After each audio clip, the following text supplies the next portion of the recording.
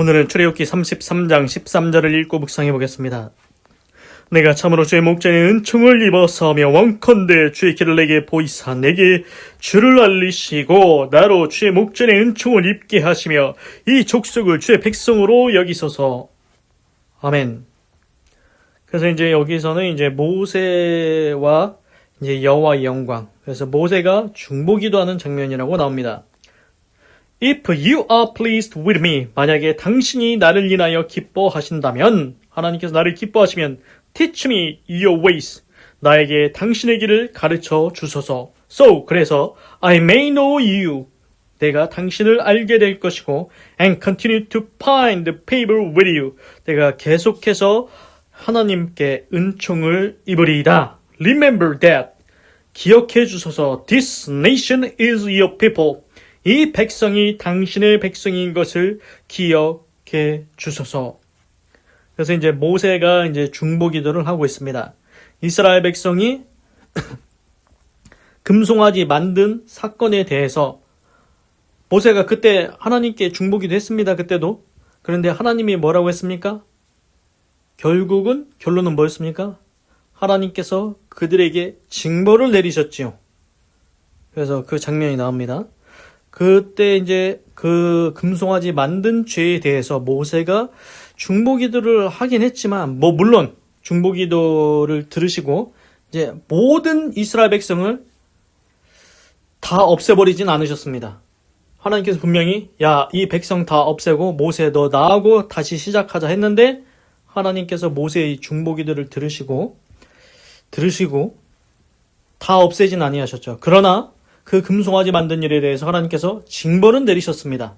그게 나옵니다. 그래서 그러면은 이게 이 죄라는 것에 대해서 죄도 중죄가 있고 경범죄가 있고, 우리도 그렇지 않습니까?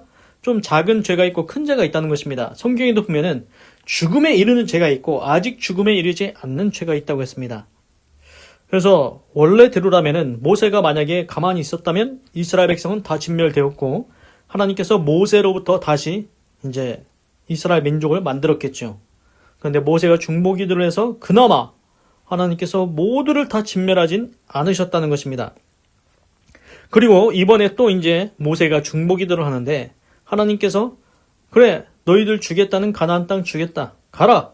근데 나는 안 간다고 했습니다. 그래서 모세가 또 중보기도를 하는 겁니다. 하나님 안 가시면 안 됩니다. 하나님도 같이 가셔야 됩니다. 이걸 중보기도하고 있다는 것입니다. 그래서 오늘 모세가 이렇게 얘기하죠. 하나님이 나를 기뻐하시면 나에게 하나님의 길을 가르쳐 주시옵소서. 그러면 내가 하나님을 알고 내가 하나님께 계속해서 은총을 입겠나이다. 기억해 주소서. 이 민족은 하나님의 백성인 것을 기억해 주소서. 그래서 모세가 이제 하나님이 나를 사랑하신다면 하나님의 길을 가르쳐 달라고 합니다. 그리고 이 이스라엘 백성, 하나님께서 하나님의 백성인 거 기억해 달라고 합니다. 물론 하나님께서는 그 금송아지 사건 때 이 백성은 내 백성 아니다. 모세, 네 백성이다. 이렇게 얘기했긴 했지만 모세가 다시 한번 하나님께 간청을 드리는 거죠. 하나님, 이 백성 하나님의 백성 아닙니까? 기억해 주시옵소서. 그래서 이걸 보면은 그 회막 중심 생활을 해서 회막에서 구름기둥으로 하나님 만나고 대면하여 얘기했다. 그래서 이걸 보면은 모세가 지금 중보기도를 굉장히 많이 하고 있습니다. 지난번에도 했고 또 하고 있는데, 이게 하나님께서 그래도 모세의 이 중보기도를 들으시고 하나님께서 인자와 자비와 긍휼을 베풀어 주신다는 겁니다. 물론 이제 지난번에 금송아지 만들었을 때 이제 징벌이 있긴 했죠. 다 들어주시진 않았습니다. 그래서 이제 공의의 하나님이기 때문에 그 우상 섬긴 일에 대해서는 하나님께서 징벌하신다는 거죠. 그럼에도 불구하고 중보기도를 하면 하나님께서 인자와 긍휼과 자비를 베풀어 주신다. 우리가 이것을 볼 수가 있다는 것입니다. 그래서 너 왜 이렇게 일찍 죽으려고 하느냐, 너무 죄도 짓지 말고 너무 거시기 하지도 말라, 그런 얘기가 있긴 한데, 너무 큰 죄를 지면은 중보기도도 안 통합니다. 그래서 이제 모세도 노아도 욥도 자기 의로 자기 생명만 구원할 뿐이다, 그런 얘기가 있는데, 너무 큰 죄를 너무 큰 죄를 지면은 이제 죽을 수가 있다. 금송아지 우상 만드는 일에 대해서 하나님께서 이제 모세의 중보기도에도 불구하고 이제 징벌을 내리셨죠. 그래서 우리가 살아가면서 이제 너무 큰 죄는 지으면 안 되겠다. 이제 뭐 고의적으로 이 짓는 것도 나쁜 일이죠.